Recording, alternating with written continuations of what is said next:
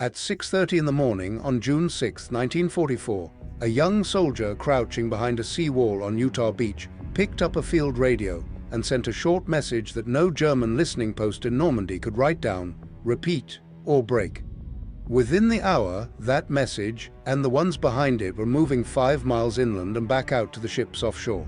The German 7th Army had spent 4 years building a radio interception service that could read Allied traffic almost as fast as the men who sent it. On this beach, against 13 men, every machine they owned was useless. The soldier was not using a code machine. He was speaking the language his teachers had once punished him for using as a child.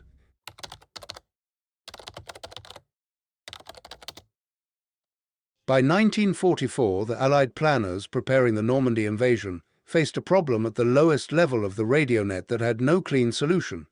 A division headquarters could protect its traffic with cipher machines, and the strategic links running back to England used the high-grade systems.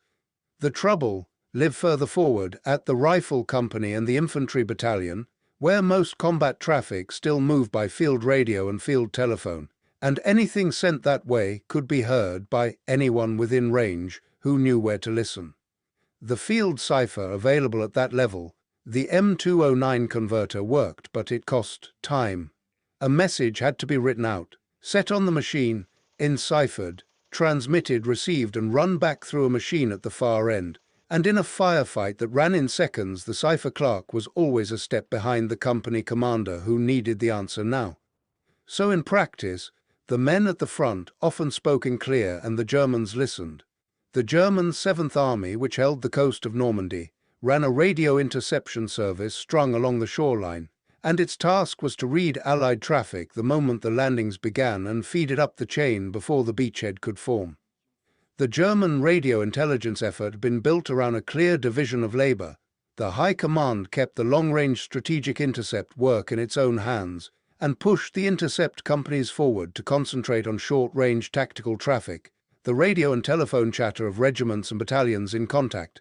That forward traffic was exactly what an invasion would generate in its first hours. The Germans had already measured what they could and could not do against the Americans.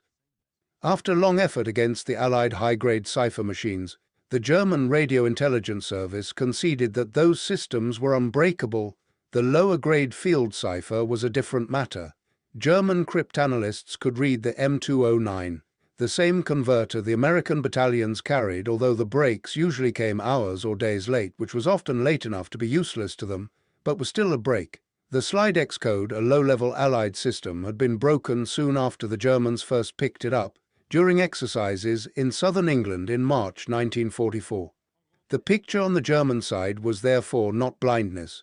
It was an interception service that could hear the front-line nets, could read some of the simpler ones, and was waiting for the invasion to start talking.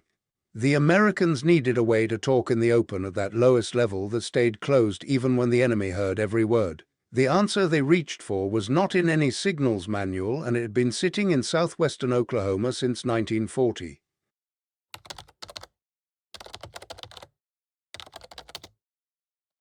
The man who first saw it was not an intelligence officer. He was William Karty, a 30-year-old Comanche who ran the Fort Cobb Indian Conservation Corps in Oklahoma.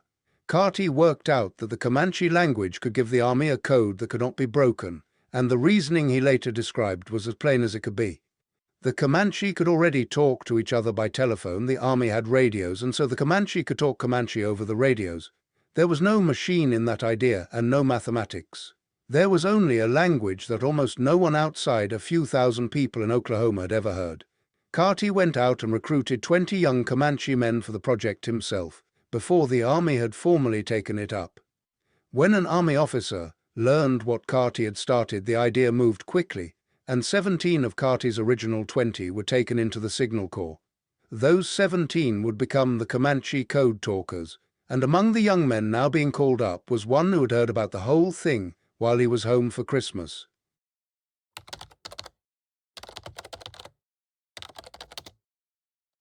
The recruiting word reached the Comanche communities, and through the winter of 1940, most of the men who answered were teenagers, and several of them were related to one another.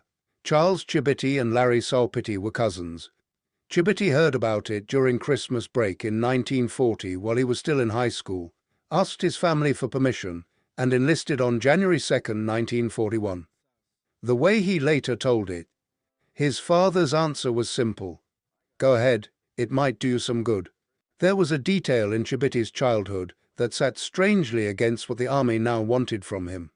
As a boy, he had attended the Fort Sill Indian School, where students were punished for speaking Comanche, because federal policy at the time was to push native children away from their own languages. The same language that had been punished out of him in a government classroom was the reason the Army now wanted him in uniform. The recruits were sent to Fort Benning, Georgia, and assigned to the 4th Signal Company of the 4th Infantry Division, where they trained on telephone, radio, Morse, and semaphore. In April 1941, a newly commissioned second lieutenant named Hugh F. Foster, fresh out of the United States Military Academy at West Point, was given charge of the 17 Comanche soldiers, and he found a problem in the language almost at once.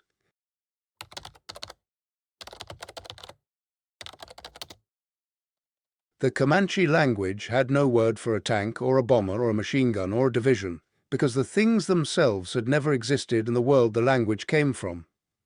By August 1941, the group was placed under Lieutenant Hugh F. Foster to develop an unbreakable Comanche code, and Foster supplied roughly 250 military terms while the Comanche built code words to carry them.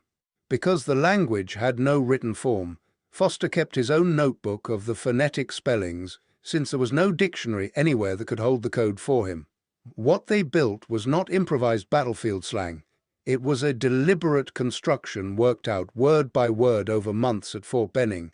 The Comanche had a single word for airplane and no way to mark a bomber apart from a fighter, so the team built the missing meanings out of images. A tank became WWIIRAWFILES, the word for turtle, for the hard shell and the slow crawl of it. A bomber became the phrase for a pregnant airplane, for the load it carried in its belly. A machine gun became the sewing machine for the stitching sound of it, a sound Chibitty later traced to his own mother's sewing. The general word for gun was tutsakuna, and the code talkers fixed a caliber to it by attaching a number so that one root word could carry a whole family of weapons. Adolf Hitler became Positivo, which the code talkers translated as crazy white man. There was a further layer that did not depend on vocabulary at all. For names of people and places that had no code word, the talkers spelled the word out using ordinary Comanche words chosen for their first sounds, and they shifted the opening letter of the spelled words by a fixed rule so that even the spelled-out version did not read straight. Because the language had no written form, Lieutenant Foster kept his own notebook of the phonetic spellings, since there was no dictionary anywhere that could hold the code for him, and by his own account the Comanche got a good deal of amusement out of his attempts to pronounce their language back at them. The training closed with the large army maneuvers in Louisiana at the end of 1941, where the net was run under field conditions for the first time, and then the code sat unused for more than 2 years until the morning it was spoken in combat on a beach that turned out to be in the wrong place.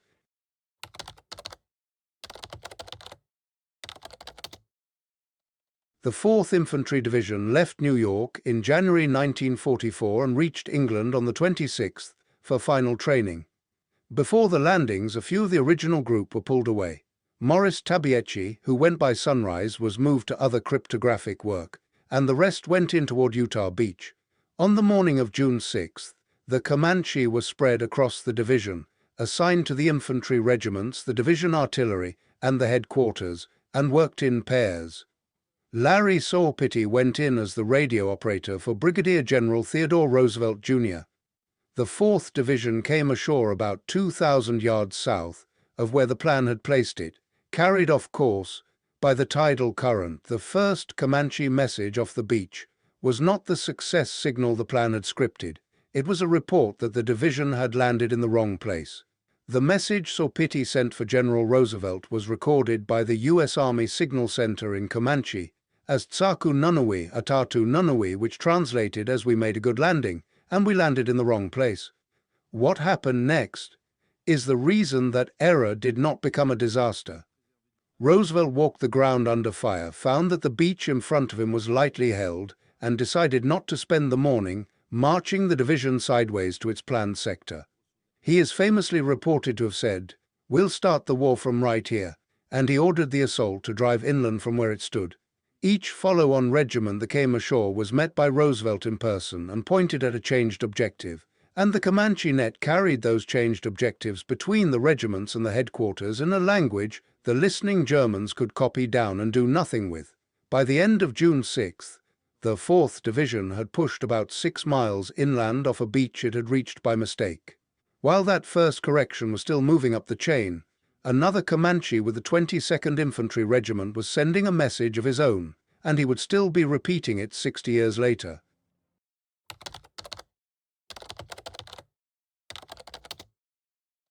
Charles Chibitty came ashore with the 22nd Infantry Regiment, which had turned north off the beach toward the German strongpoints along the Cotentin coast. The message he transmitted, and the one he repeated for the rest of his life, said that the unit was 5 miles to the right of the designated area and 5 miles inland, that the fighting was fierce, and that they needed help. A code talker at the regiment heard that order in English and spoke it over the field telephone in Comanche.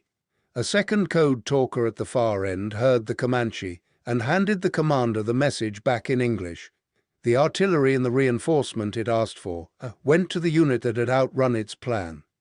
2 code talkers were posted to each of the division's 3 regiments, and a message could leave one regiment in Comanche and reach another in Comanche. A German intercept operator on that net heard the same transmission Chibitty sent. He could record the sounds and pass them to the 7th Army's interception service, and the service had no dictionary for the language, no written form of it, and no Comanche speaker in its hands, and the speakers had laid a second layer of code over the language besides. The German cryptographic effort against Allied traffic was built for machines and keys. What came off Utah Beach was a spoken language belonging to a few thousand people in Oklahoma. Chibitty himself, in a 1999 interview, described the work in roughly those terms and noted that the Navajo were doing the same job in the Pacific in far greater numbers because that theater was so much larger.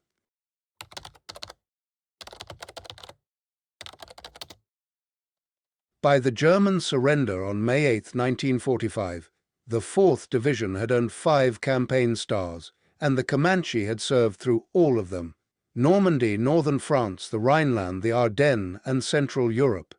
The division was in contact with the Germans for 199 straight days. Several of the code talkers were wounded. Chibitty and his cousin saw pity among them, and every one of the men who had landed came home alive. The popular picture of a code talker, shaped in part by films about the Navajo, is a man transmitting cipher under fire without pause. There is another part of the story most people never hear. The Comanche pairs spent far more of the war on the wire than on the code, and as the division advanced they laid and repaired and recovered the field telephone line, and the wire platoon strung more than 15,000 miles of it over those 11 months. The Germans never broke the code. Asked about it long afterward, Chibitty told a gathering, in his own words, "I wonder what the hell Hitler thought when he heard those strange voices." After the war, the country that had used those voices forgot the men they belonged to, and the forgetting lasted close to half a century.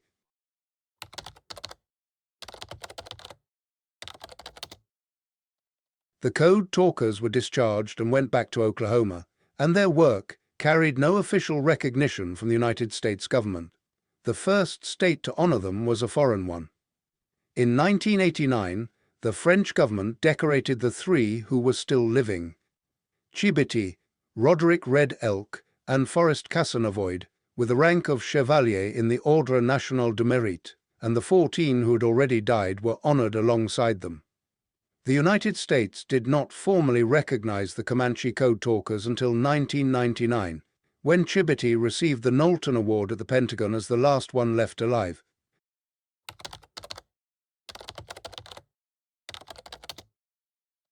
Charles Chibitty was born on November 20, 1921, near Lawton, Oklahoma. After the war, he settled in Tulsa and worked as a glazier, fitting glass, and he'd been a service boxing champion in uniform.